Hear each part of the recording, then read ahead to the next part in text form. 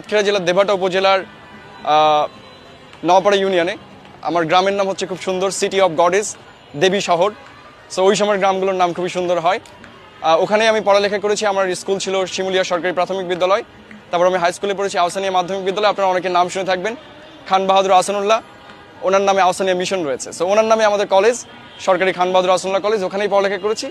তারপর আমি ঢাকা বিশ্ববিদ্যালয়ের ইংরেজি বিভাগে ভর্তি হয়েছি। তারপর আমি একটা সাহিত্য পত্রিকার নির্বাহী সম্পাদক হয়েছিলাম প্রথম বর্ষের পরেই।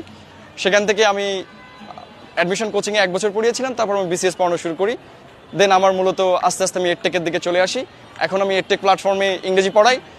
তার পাশাপাশি বিভিন্ন জায়গায় লেকচার দেওয়া হয় সাহিত্য বিষয়ে। রিসেন্টলি আমার সাহিত্য নিয়ে একটা আলাপ এরকম সারা দেশে ছড়িয়ে পড়েছে, যেটা জগন্নাথ হলে আমি দিয়েছিলাম। তো মূলত সাহিত্য এবং ভাষা এই দুটো নিয়ে আমি মূলত কাজ করে থাকি আমার পড়ালেখার পাশাপাশি। এর বাইরেও আমি সবচেয়ে বেশি যেটা করি সেটা হচ্ছে আড্ডা মেরে সময় কাটাই। আমি যখন ক্যাম্পাসে থাকি মোটামুটি আমাদের জুনিয়র যারা আছে তাদের নিয়ে আমি সারা রাত বিভিন্ন জায়গায় বসে নানা বিষয়ে কথা